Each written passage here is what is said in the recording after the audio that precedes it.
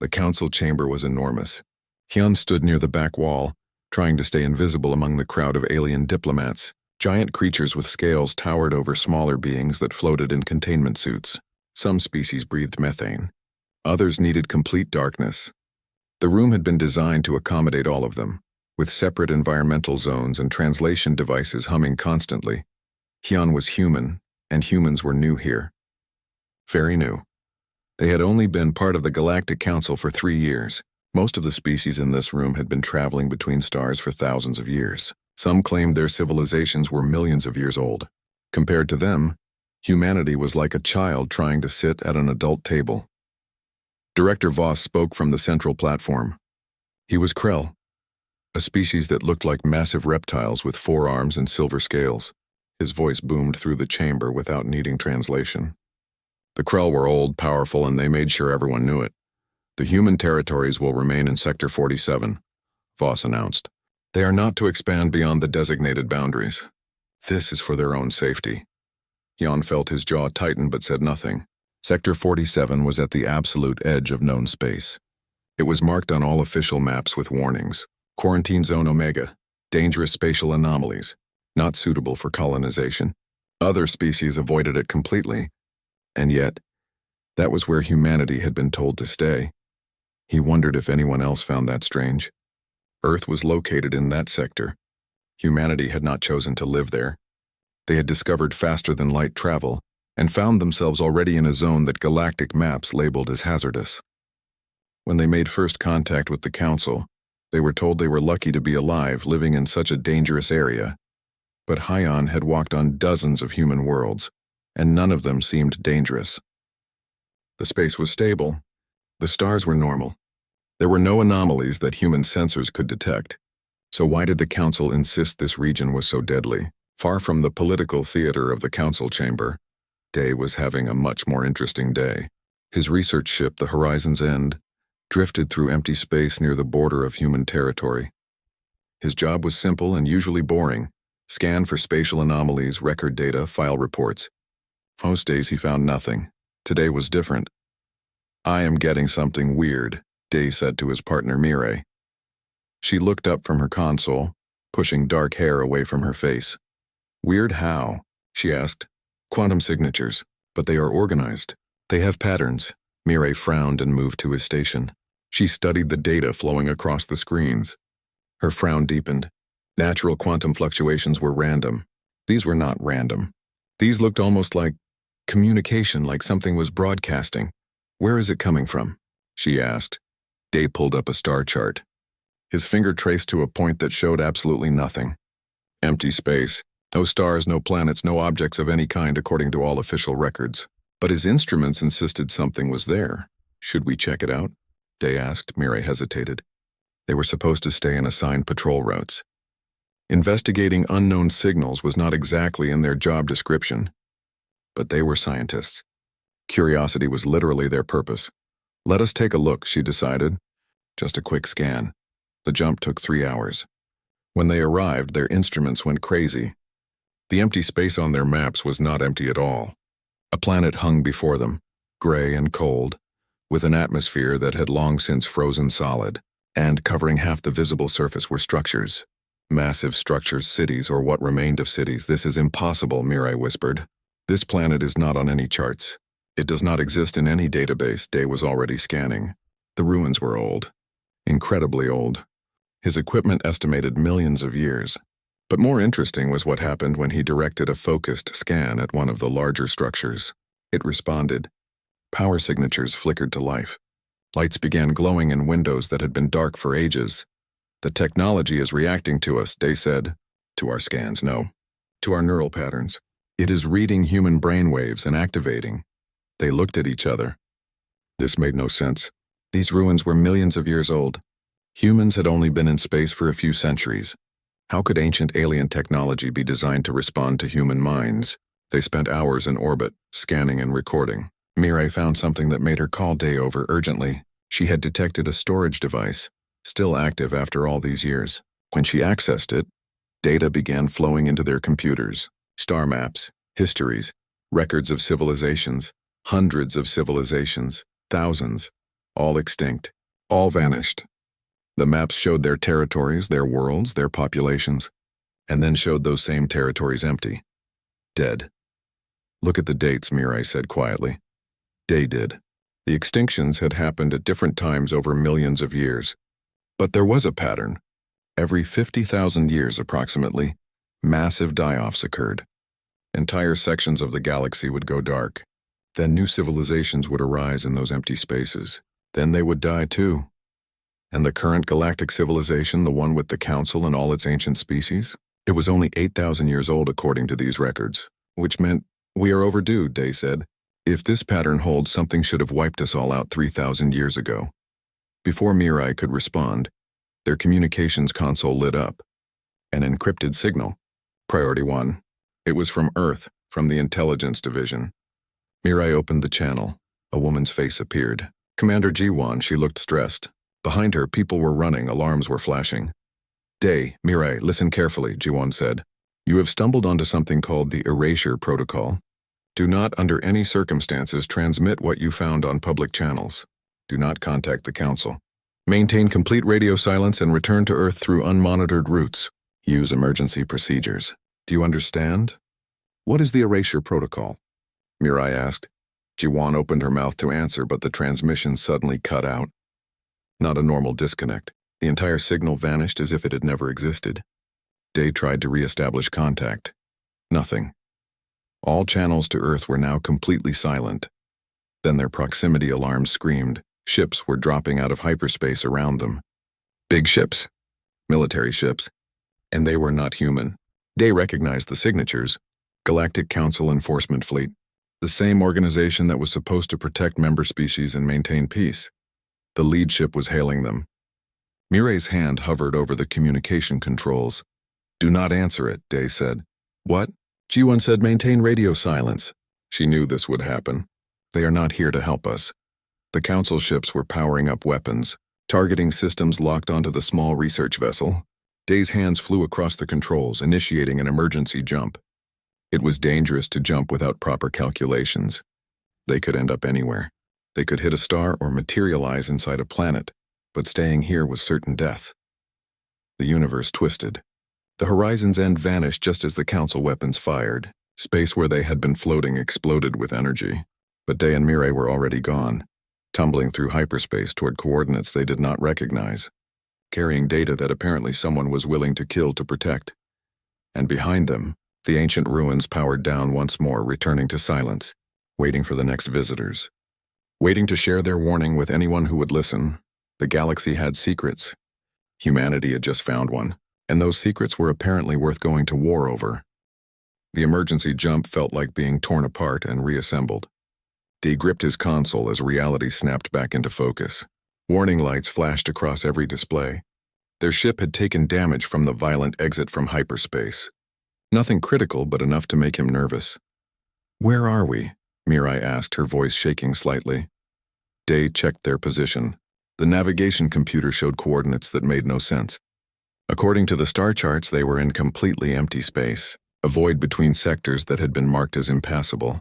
But his sensors showed they were very much somewhere. The Council ships are following us, said Taeyang, their navigator. He had been silent during the jump, focused on keeping them alive. Now he pointed at the tactical display. 3 vessels.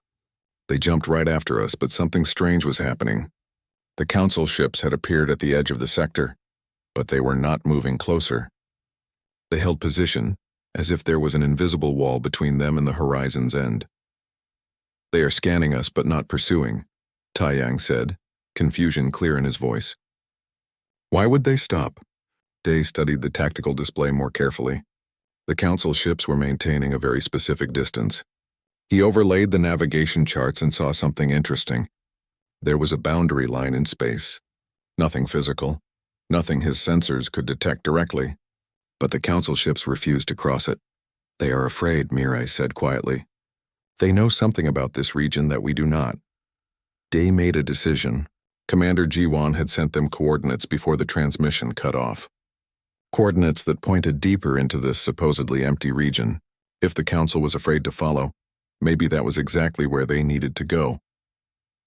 Taeyang, Set course for the coordinates from Earth intelligence. Maximum speed, the navigator hesitated. Going deeper into unknown space while damaged was risky, but staying here while Council warships watched them was worse. He entered the course and engaged engines. The horizon's end moved forward. The Council ships did not follow. They simply watched, their weapons still powered but not firing. After several minutes, Day saw the enemy vessels turn and jump away. They had given up, or more accurately, they had reached the limit of where they were willing to go. 4 hours later, Jiwan's coordinates brought them to something impossible. A massive structure hung in space where nothing should exist. It was enormous, larger than most cities, clearly human in design but far more advanced than anything Day had seen. Defense platforms surrounded it. Weapon systems that made military dreadnoughts look like toys. Unidentified vessel. Power down your weapons and prepare to be boarded, came a voice over their communications. Human. Military. Not friendly. Day raised his hands even though no one could see him. We are the research vessel Horizon's End.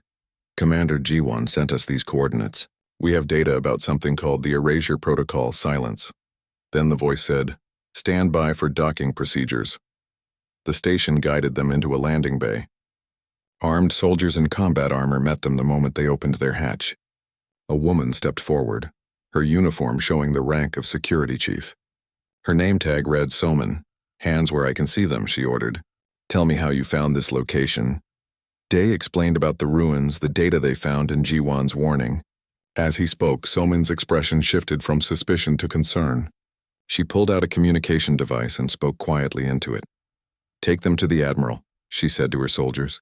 Then to Day and his crew. "You are either very lucky or very unlucky. I have not decided which yet." They were escorted through corridors that looked like a military base. Soldiers moved with purpose. Equipment filled every corner. This was not a research station. This was a fortress. Admiral Hanul waited in a command center overlooking the station's interior. She was older, her face marked by stress and too many difficult decisions.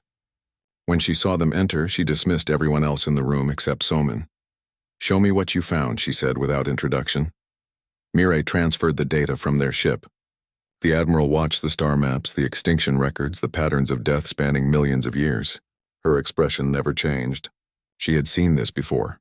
"This station is called Phoenix Deep," Hanul finally said. "It is one of 12 hidden facilities that humanity operates in restricted space. The Galactic Council does not know we are here. They cannot know. Because if they found out what we have been doing for the past 200 years, they would try to stop us." "What have you been doing?" Day asked. Hanil stood and walked to a large window overlooking the station interior. Below, Day could see massive weapons being assembled, technology that looked both human and completely alien. When humanity first achieved faster-than-light travel, we sent exploration ships in all directions. What we found was not empty space waiting to be colonized. We found graveyards, hundreds of them, dead civilizations everywhere we looked, ships frozen in orbit, cities abandoned, entire species simply gone. She turned back to face them. We did what we always do. We studied the problem. We sent archaeologists and scientists to every ruin we could find. We excavated. We analyzed. We learned. And what we learned made it clear that joining galactic society would be dangerous. "The Council knows," Mirai said. "They know about the extinctions. That is why they tried to stop us." "They know," Hanul confirmed. "But they have chosen to do nothing. Their strategy is to keep civilization small and quiet. Stay below the notice of whatever kills advanced species. Never advance too far. Never become too powerful. Survive through hiding. And humanity chose differently," Day said, understanding dawning. "We chose to fight. We reverse-engineered technology from a dozen extinct species. We built weapons that the Council would never dare to create. We established hidden bases in all the regions they marked as forbidden, and we prepared for war."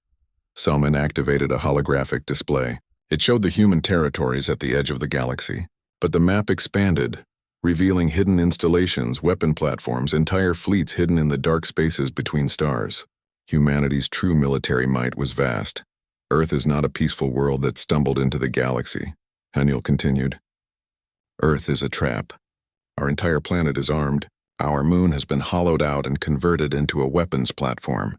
Mars is a fortress. Every human colony has hidden defenses. We look weak because we want to look weak. Why? Mirai asked. Why hide all this? Because the Council would see us as a threat. They would unite against us. But more importantly, because whatever killed all those other civilizations might notice us. Until we understand the enemy and develop proper countermeasures, we need to appear harmless. Day thought about the data they had recovered. You know what is coming. You know about the 50,000-year cycle. We call them the harvesters, Hanul said. We do not know what they are. We do not know where they come from. But we know what they do. Every 50,000 years they wake up. They sweep through the galaxy. They harvest advanced civilizations like farmers harvesting crops. Then they disappear again, leaving nothing but ruins. And we are overdue, Taeyang said quietly. By 3,000 years, according to our calculations.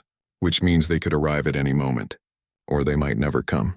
Or the pattern might have been broken somehow. We do not know. But we refuse to be helpless when they do arrive. An alarm suddenly blared through the station. Salmon grabbed her communication device. Her face went pale. Admiral, we have a situation. Long-range sensors are detecting a massive Galactic Council fleet. They are heading toward human space. Toward Earth? Hanul's jaw tightened. How many ships? Over 300. Multiple species. This is not an enforcement action. This is an invasion force. The Admiral looked at Day and his crew. Your discovery has forced their hand. The Council has decided that humanity knows too much. They are coming to eliminate us before we can spread what we know to other species. She activated the station's communication systems. Her voice was calm but hard as steel. All Phoenix stations, this is Admiral Hanul. Initiate Protocol Omega. All hidden assets are to go active. This is not a drill. Humanity is at war. Throughout the restricted zones of space, human installations began powering up. Weapons that had been hidden for 2 centuries revealed themselves. Ships emerged from camouflage. Soldiers moved to battle stations. The galaxy was about to learn that humanity had not been idle during their short time among the stars. They had been preparing. And now the preparation was over. The harvesters reached Earth's solar system on a Tuesday. Humanity had been preparing for 200 years, but when the moment finally arrived, it still felt too soon. Never enough time to prepare for the end of everything. Day watched from the observation deck of Phoenix Deep as Earth's defense grid activated. The planet below seemed to unfold like a mechanical flower. Hidden installations revealed themselves.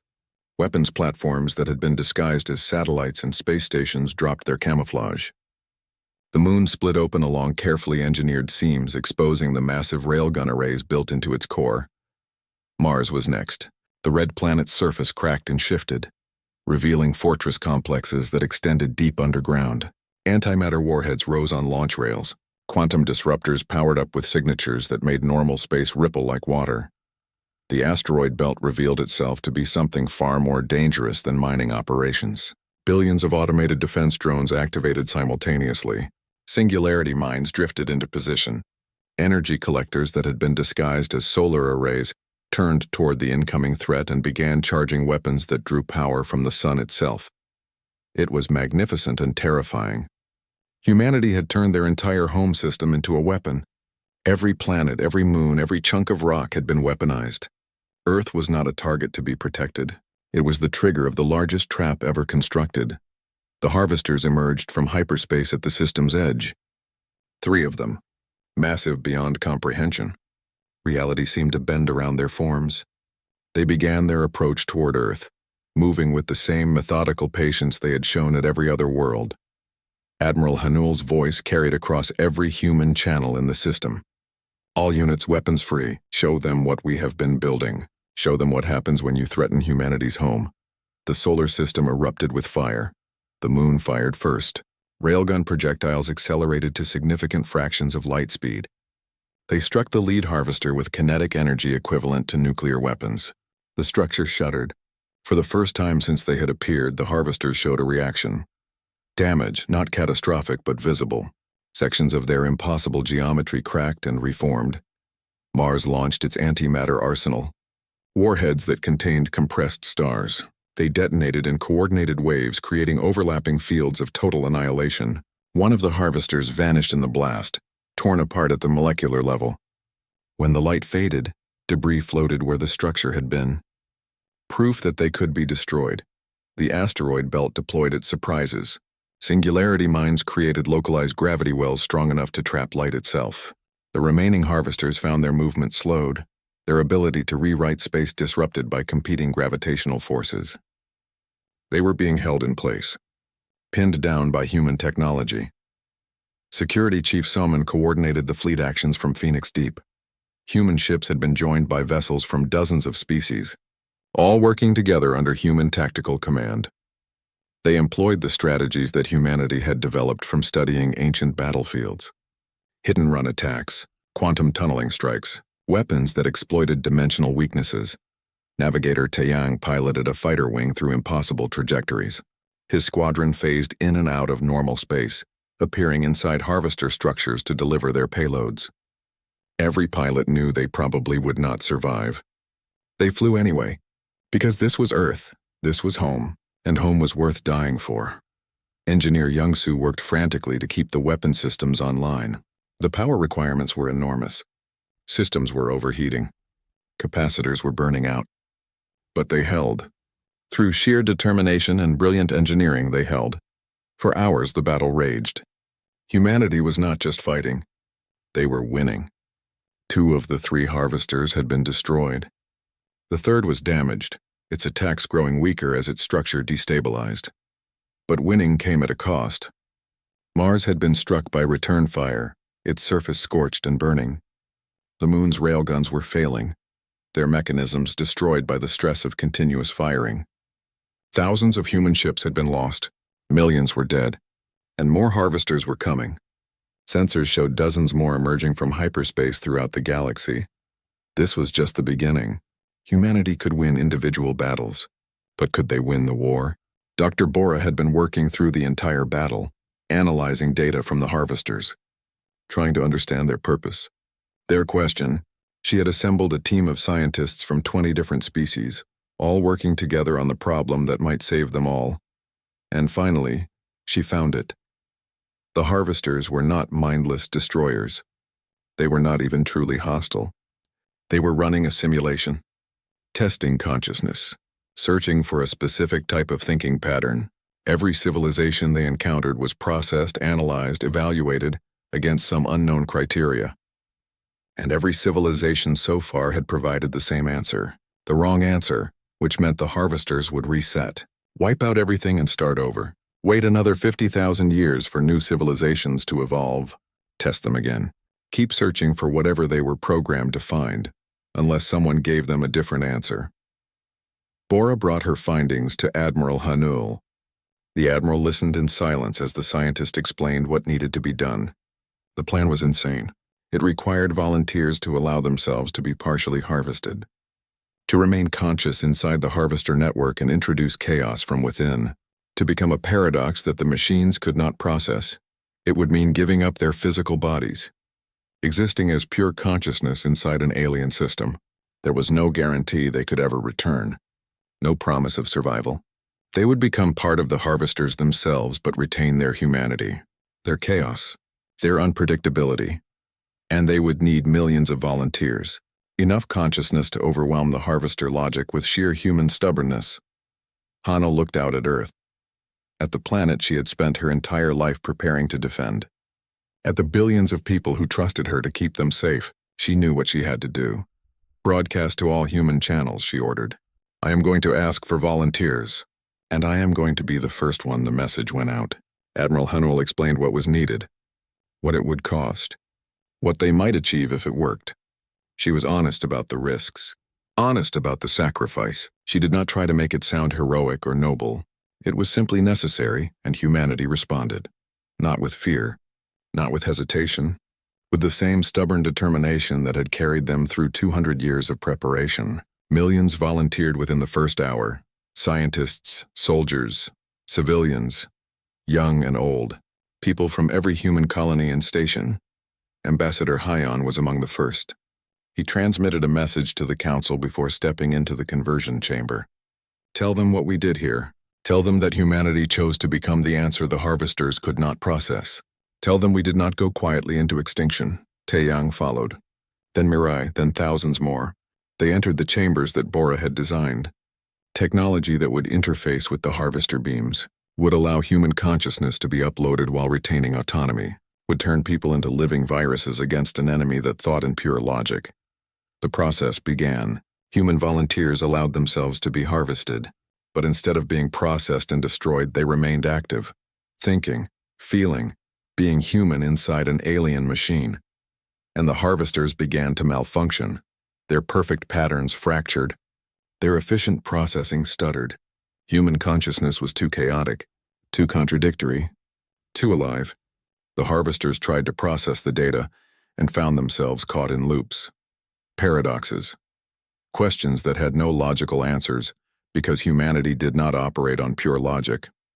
Throughout the galaxy, harvesters stopped their attacks, froze in place, their processing power entirely dedicated to trying to understand what had just been introduced into their systems. Millions of human minds, all thinking in ways that broke their programming. Day watched from Phoenix Deep as the harvester structures began to retreat, withdrawing from the galaxy, returning to the deep void between stars, not defeated but confused, unable to complete their mission because they had finally encountered something they could not process. Humanity had done it. They had saved the galaxy, but the cost had been enormous. Millions of humans were now gone, existing somewhere inside the harvester network, neither dead nor truly alive, changed forever by what they had done. The war was over. The harvesters were gone, at least for now. But the galaxy would never be the same, and humanity would forever be remembered as the species that was willing to sacrifice everything, even their own existence as physical beings, to ensure that life itself continued. At the edge of the galactic map, Earth still stood.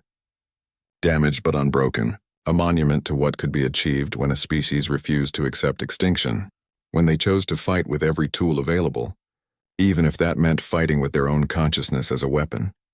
The secrets that could reduce civilizations to ruins had been humanity's burden for 2 centuries. Now those secrets were shared. The truth was known, and the galaxy would rebuild, stronger and wiser, having learned from both the mistakes of the past and the sacrifice of those who refused to let history repeat.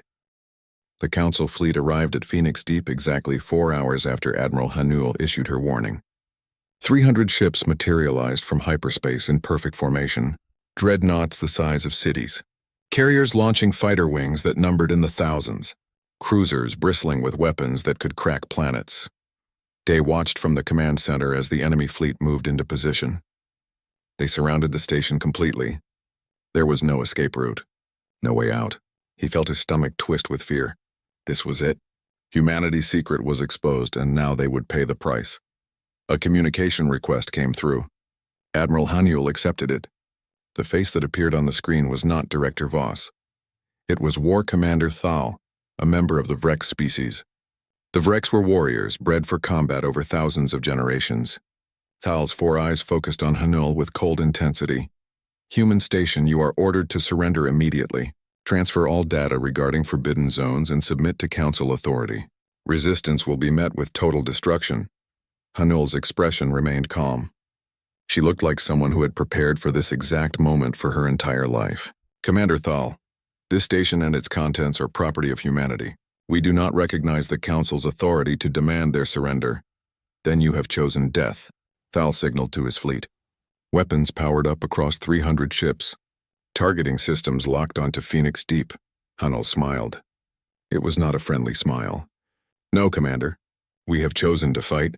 She pressed a button on her console. Throughout Phoenix Deep, systems that had been dormant suddenly roared to life. The station's outer hull split open, revealing weapon arrays that should not have been possible. Railguns that could fire projectiles at significant fractions of light speed. Plasma batteries that drew power directly from an artificial singularity at the station's core. Missile tubes that opened like the mouths of dragons. The Council fleet fired first. Thousands of energy weapons converged on the station. The display screen showed Phoenix Deep's shields flaring brilliant blue as they absorbed the assault. For a moment, Day thought the shields would fail, but they held. Somehow they held against firepower that should have vaporized the entire structure. Then Phoenix Deep returned fire. The railguns spoke first. Solid projectiles accelerated to impossible speeds. They punched through Council shields as if they were paper. One dreadnought simply came apart, torn in half by the impact. Another lost its entire forward section. Debris spread outward in expanding clouds of metal and fire. The plasma batteries fired next. Streams of superheated matter lanced out, connecting the station to multiple enemy vessels. Where the plasma touched, ships began to melt. Armor designed to withstand conventional weapons proved useless against temperatures that matched the interior of stars. But the real surprise came from the missiles. They did not travel in straight lines. They moved erratically, jumping in and out of normal space. Quantum tunneling weapons. They bypassed shields entirely, materializing inside enemy hulls and detonating. Ship after ship disappeared in brilliant flashes as antimatter warheads tore them apart from within. Security Chief Soman stood at her own console, coordinating the defense with mechanical precision. Launch fighter wings Alpha through Delta. Target their carriers. I want their launch capability eliminated. Deploy the singularity mines at these coordinates. They are going to try to flank us. Let us make sure they regret it. Human fighters poured out of Phoenix Deep's launch bays. They were smaller than Council fighters, but faster. Much faster. And their weapons were devastating. They employed tactics that seemed suicidal, diving straight at enemy ships only to phase shift at the last moment and pass through shields and armor. Once inside enemy formations, they became impossible to target without risking friendly fire. Young-Soo, the engineer from Day's crew, had been pressed into service helping coordinate weapon systems. He watched the battle displays with wide eyes. "We are actually winning," he said, his voice filled with disbelief. "Not winning," Soman corrected. "Surviving. There is a difference. Look at the numbers," Young-Soo checked. The Council fleet had lost nearly 50 ships in the first exchange. But more kept coming. For every vessel destroyed, 2 more moved forward to take its place. They were willing to accept massive casualties. They had the numbers to win through attrition. Phoenix Deep could hurt them, could make them bleed, but eventually the sheer weight of numbers would tell. The station's shields were already down to 70%. Ammunition reserves were depleting faster than planned. And this was just one human installation against a fraction of the Council's total military might. Admiral Hanul knew it too. She stood calmly in the center of the command center, watching the tactical displays. Her expression never changed as another wave of enemy fire hammered their shields. She simply adjusted their defensive posture and continued fighting. Dr. Bora, the station's chief scientist, worked frantically at her own station. She had been analyzing the Council ship since the battle began, looking for weaknesses. Suddenly, her instruments registered something unexpected, something that made her blood run cold. "Admiral, we have a problem," she called out. "A bigger problem than the fleet." Hanul glanced at her. "What is it?" "Long-range sensors are detecting an energy signature, coming from deep space, from a region that has been empty for millions of years." "Show me," Hanul ordered. Bora transferred the data to the main display. Everyone in the command center stopped what they were doing and stared. The signal was massive. It was broadcasting across multiple dimensions simultaneously, and the pattern matched exactly what they had found in the ancient ruins. It was a wake-up call, an activation sequence, and it was being answered. Deep in the darkness between galaxies, things that had slept for thousands of years were beginning to stir. The harvesters were coming. Day felt like the universe had just shifted beneath his feet. Everything they had been worried about, all the preparation and secrecy and military buildup, it was all about to become real. The threat that destroyed civilizations every 50,000 years was no longer theoretical. It was active, it was moving, and it was heading toward them. "Broadcast this data to the Council fleet," Hanul ordered. "All channels. Make sure everyone sees it." "Admiral, if we show them this," Soman started to protest. "They need to know. They need to understand what is coming." "Do it now." The signal went out on all frequencies. Every ship in the Council fleet received it. The mathematical sequence that described the end of stars. The harmonic pattern that matched the quantum signature of death itself. Data that proved the harvesters were real and were responding to something. The battle stopped. Council ships held their fire. Human weapons went silent. For a long moment, everyone simply stared at the data streaming across their displays. The implications were too massive to process immediately. War Commander Thal's face reappeared on the main screen. His 4 eyes showed something that Day had not seen there before. Fear. The old fear. The fear that every advanced species carried somewhere deep in their genetic memory. The knowledge that something was out there. Something that ended worlds, Verification required, Thal said. His voice was no longer aggressive. It was hollow. We need to confirm this data. It is confirmed, Hanul replied. We have been tracking these signals for 200 years. We know the pattern. We know what is coming. This is why we built our weapons. This is why we prepared. Not to fight you, Commander. To fight them. Thal's ships remained motionless. His weapons were still powered but no longer aimed at Phoenix Deep. The entire fleet seemed frozen, caught between orders and reality. Then another communication channel opened. This time it was Director Voss himself, broadcasting from the Council headquarters. His scaled face looked older than it had just days before, as if the weight of centuries had suddenly descended upon him. All Council forces, cease hostilities immediately. Return to defensive positions. This is a Code Omega situation. The galaxy is now at maximum threat level. Voss's eyes fixed on Admiral Hanul. His expression was complicated. Anger mixed with something else. Perhaps respect. Perhaps simple exhaustion. It appears humanity was correct to prepare. We have been fools to think we could hide forever. The time has come to face what we have always feared. The Council fleet began withdrawing. Not fleeing, but repositioning. Reorganizing from an attack formation into something else. Something defensive. Throughout the galaxy, alarms were being raised. Ancient protocols were being activated. Species that had not fought wars in millennia were remembering how, because the harvesters were coming. And this time there was no hiding from them. This time the galaxy would have to stand and fight. United or divided, ready or not.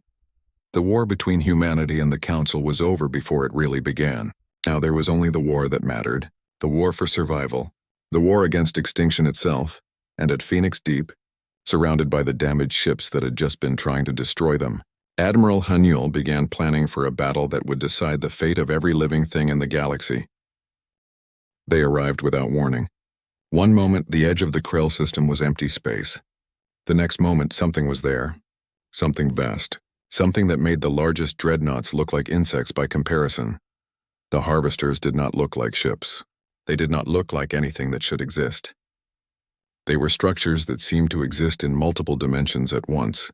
Geometric patterns that hurt to look at directly. Colors that had no name. Shapes that twisted space itself just by existing. Navigator Taiyang watched the sensor readings and felt his mind struggling to make sense of them. The harvesters were partially physical, partially something else. They existed in normal space but also extended into dimensions that human instruments could barely detect.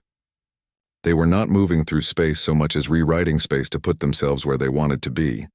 The Krell colony world was home to 3 billion souls. It was a major population center, heavily defended by the Council's most advanced weapons. The Krell were among the oldest and most powerful species in the galaxy. Their military might was legendary. It did not matter. The Krell defense fleet opened fire the moment the harvesters appeared. Thousands of weapons, from conventional missiles to exotic energy cannons, struck the massive structures. The impacts were visible as brilliant flashes of light. But when the light faded, the harvesters were unchanged, undamaged, as if the attack had never happened. Then the harvesters began their work. They did not fire weapons. They did not need to. The structures simply extended something toward the planet, beams of light that were not quite light. Fields that were not quite energy. Where these beams touched the surface, things changed. Buildings began to dissolve. Not destroyed but unmade, taken apart molecule by molecule and absorbed into the beams. The ground itself started to rise, lifting in massive chunks that floated upward toward the harvesters like offerings to ancient gods.